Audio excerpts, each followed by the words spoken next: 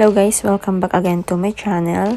So ngayon guys, ang tuturo ko naman sa inyo ay kung papaano i-add ang inyong bank account sa inyong SSS online application or sa inyong My.Sss gamit ang mobile phone. So una guys, punta tayo dito sa browser and then i-type ninyo ang My.Sss. Ayan. And then, baba lang natin guys. Ayan. So, click natin yung My.Sss. Ayan. And then, dun sa gawing left side ninyo ng screen guys, i-click nyo lang guys para lumabas yung homepage. Ayan. Dun sa gawing taas, left side. Click nyo lang.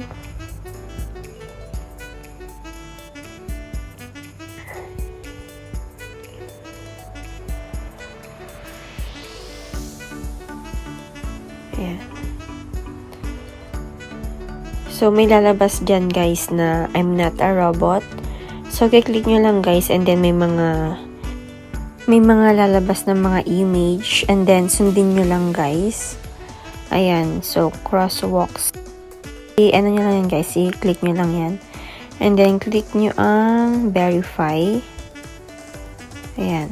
I'm not a robot. And then, click nyo ang submit.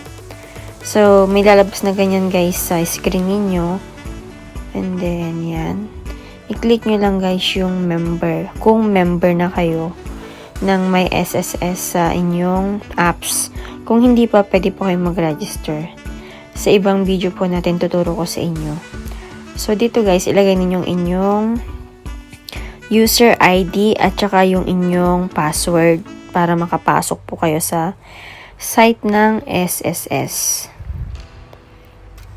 Ayan.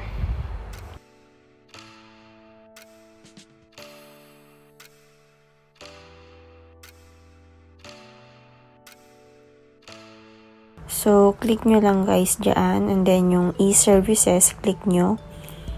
And then, i-click nyo guys yung pangalawa, yung disbursement. Yung pag-enroll ng bank account. Andyan. So, andyan guys yung mga reminders. Basahin nyo lang guys para may idea kayo. Ayan. So, click nyo yung box and then I certify that have read and understood the following reminders about sa account. So, ayan yung lalabas guys. Ayan. So, pag lumabas na yan guys, i-click nyo na kung saang bank kayo meron. So, halimbawa, kiklik natin ay Land Bank. Ayan, click natin ang Land Bank. Ayan. And then, ilagay ninyo guys yung inyong account number. Account number or mobile number. Any po, sa dalawa na yun, ang pwede ninyong ilagay. And then, sa gawing baba, confirmation ng account number ninyo. Click nyo lang din yun, guys. And then, after nyo pong mailagay, i-click nyo lang yung done. So, confirm disbursement account number. Ayan, lagay nyo lang po yung account ninyo.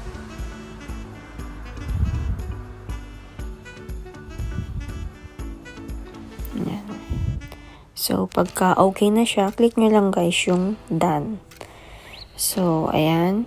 Pag okay na guys, i-click nyo na yung I agree that the information, yung about sa information na nagay nyo ay kung tama. So, your bank account details, mobile number will be submitted to SSS. Do you want to continue? Click nyo guys yung okay. So, ayan guys. Okay na siya. Ayan. So, dun sa gawing baba, ayan. Makita nyo na guys yung active disbursement account record with SSS. So, andun na siya guys. Land Bank of the Philippines, Overseas Filipino Bank. So, ayun yung account number. And then, sa gilid niya may nakalagay na deactivate. Kung gusto nyo i-deactivate, click nyo lang guys yung deactivate. So, since kaka-enroll lang natin, huwag nyo pong pipindutin yung deactivate. So, sa gawing taas, andun na rin po yung transaction number. Ayan. So, yun lang po yung inihalimbawa ko yung sa bank account ng Land Bank. So, pagka okay na yan guys, ayan, double check lang natin. And then, magpapadala sa inyo guys ng email si SSS about sa confirmation na natanggap na nila yung pag-enroll ninyo ng inyong bank account sa SSS. So, ito na guys yung email ni SSS. So, bank enrollment confirmation. So, ayan guys, yung Dear Miss Mr. Masing, you have successfully enrolled your active bank account details, mobile number, SSS on November 22, 2020. So, andyan nakalagay kung kailan kayo nag-register ng inyong account sa SSS. So, ganyan lang kadali guys ang gagawin para ma-enroll ang inyong bank account sa SSS. So, I hope guys may natutunan na naman kayong muli sa ating online tutorial kung papaano mag-add ng account sa inyong My.Sss. So, maraming salamat guys sa pagkikinig at panonood ng video. Keep safe everyone. Salamat po. Bye.